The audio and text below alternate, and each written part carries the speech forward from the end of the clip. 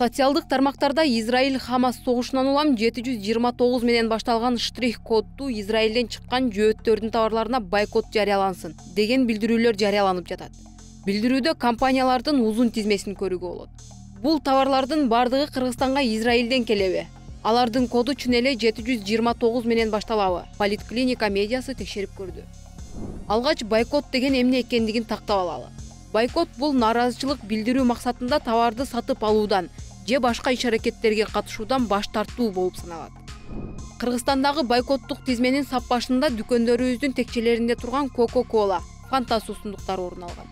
Бирок алар Бишкек шаарындагы 1996 жылдан баштап иштей баштаган заводдо өндүрүлөт. Ишкана 2006 жылы түркиялык ири компаниялардын тобуна кирген Coca-Cola ичежектин жетекчилигине өткөн.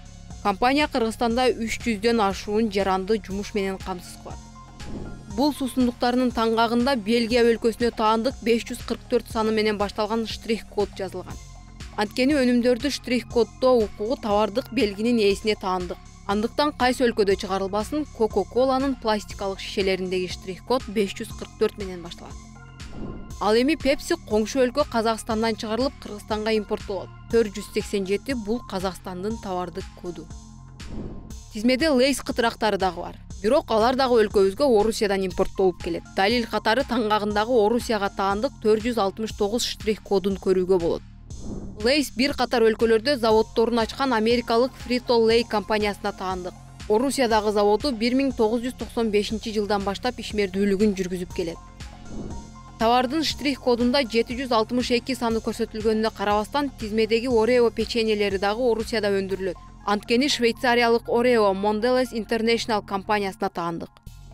Ал эми Mondelez International компаниясынын Milka таттуулары Кыргызстанга Австриядан импорттолот. Штрих-коду Швейцарияга таандык. Тизмедеги кийинки товар Colgate тиш жуучу пастасы Израилде өндүрүлөрү тууралуу билдирүүлөр дагы тараган. Бирок таңгагында Кытайга таандык 692 штрих-коду жазылган паста өлкөбүзгө Кытайдан импорттолот. Сайт кир жуучу каражаттарында Бельгияга таандык 541 штрих-коду көрсөтүлгөн. Демек анын дагы Израилге тиешеси жок. Албетте Кыргызстан менен Израилдин ортосунда соода алакалары бар. 2023 жылдын январь-июль айларында эки өлкө арасындагы экспорт жана импорттун жалпы суммасы дээрлик $3 миллион түзгөн. Кыргызстандан көбүнчө жеңил өнөр жай продукциялары, аялдардын, эркектердин кийим-кечелери экспорттолсо, Израилден косметикалык каражаттар, техникалык жана үй тиричилик буюмдары импорттолот. Жыйынтык: социалдык тармактарда кыргызстандык колдонуучулар Израилде өндүрүлөт деп бойкот жарыялоого чакырган товарлардын көпчүлүгү эл аралык маркалардын товары. Алардын айрымдары Кыргызстандагы заводдордо өндүрүлсө, көпчүлүгү Орусия, Кытай, Казакстан жана Европа өлкөлөрүнөн алынып келинет.